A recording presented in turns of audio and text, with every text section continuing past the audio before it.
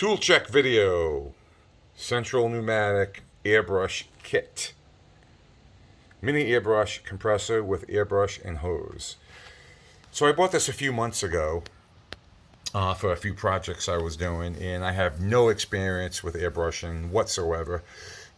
Just seemed this package with the coupons, I think it was originally priced at $140. With coupons, I got it for like, I think $95. And it came with the actual compressor, which you can buy separately at Harbor Freight. And it came with the airbrush kit. Again, you can buy separately at Harbor Freight, but they all came together as a kit, including the hose, for roughly $140. I picked it up for like $95. And my overall impressions, again, lack of experience. I don't have any experience with any other airbrush type system. For me, it seems to be working just fine. And let me run through some of the specs on this little guy. Hold on. Let me bring it here. So roughly the footprint is roughly 10 inches long by about 3.5, 4 inches wide. So not a huge footprint. It has an air gauge, air release valve, and condensation release valve on it. It has a nifty little handle that's really robust. A nice heat sink on it. On-off switch. And a plug to connect to a 110 power source. And it has little rubber feet on it to dampen the vibration and lessen the noise. And one thing I got to say about this unit is it is very quiet, super quiet, in fact. And the capacity of this is roughly 50 to 60 psi. Then anything below that, it'll kick on. It'll kick on for roughly a second and a half and then shut off. And depending on how frequently you're hitting that airbrush to distribute paint, it will kick on or run continuously. That's the only annoyance I find with it. But again, I don't use it that often, so it's a minor annoyance, I would have to say. But from my inexperienced eye and perspective, I find this to be a great little package. It has everything that I need, a starter kit, if you will. I did have to go out and buy some acrylic paint. And I also went out and purchased this at Harbor Freight. I think I paid $7.99 for it with a coupon. It holds, it looks like it can hold 4 airbrushes. But I find this right here to be useless because with the little paint bucket and air hose attached, it really doesn't fit in there that well. And it's not very secure. So this is the position I normally use it in. So that's that. A nice little addition to the setup. So I have it plugged up, and I have the hose attached and the actual airbrush attached. And right now it is roughly a little over 50 psi. I'm not sure if that is the storage capacity of this little tank. I would imagine so. So it's, again, super quiet. And the one little thing that happens, and again, it doesn't really bother me because I don't use this that often.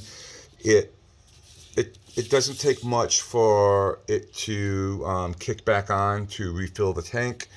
I would have to say it goes down maybe 10 psi quickly, and then it kicks on for like a second and a half to fill it back up. Let me see if I can get a better shot of that. So right now it's roughly at 60. Yeah. So it goes down to like 10 psi, then kicks back on for about a second and a half, which isn't too bad. But if you're continuously spraying, it's going to stop and then kick back on again.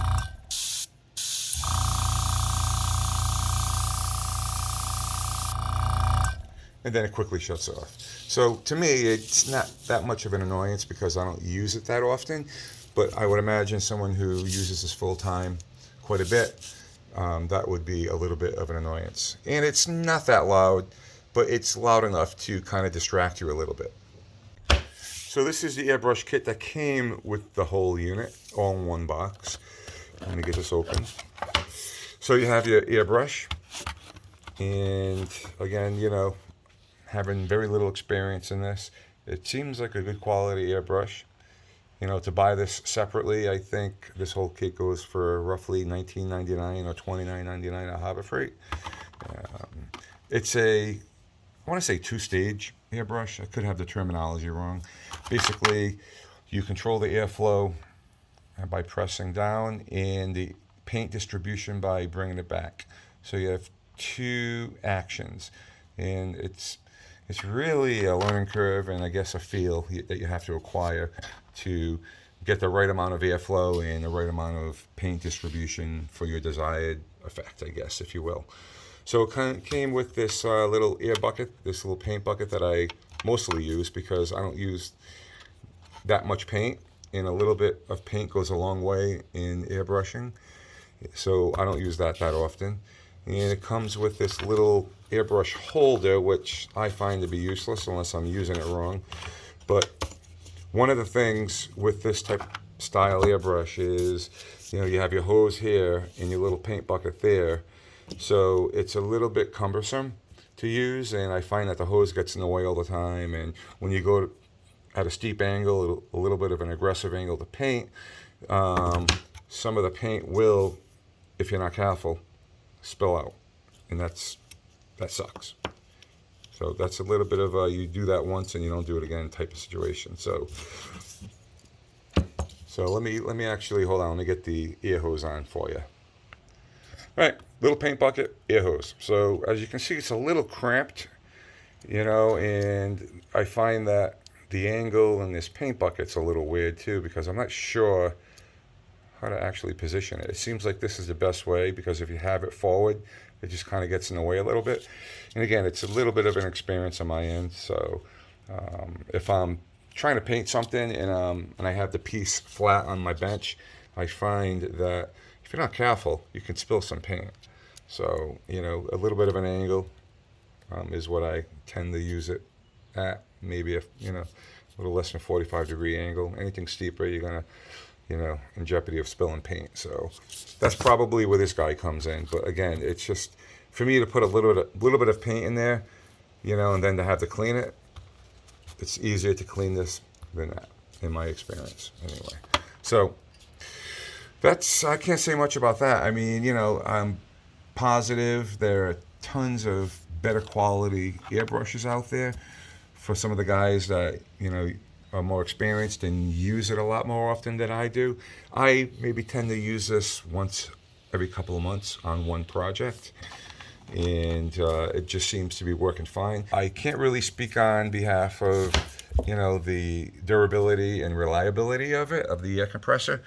It seems very solid. I mean, like I said, it's not that light, but it's not that heavy. I mean, you can easily stow it away in a cabinet, in a drawer, or you can potentially hang it from somewhere. I just tend to keep it on my workbench when I'm using it and just put it away in a drawer when I'm done. Or sometimes I keep it over there.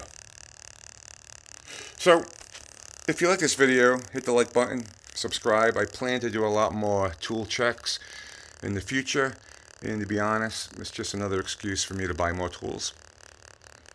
So help me support my habit of buying tools, and I'll put out more content on tool reviews. Later.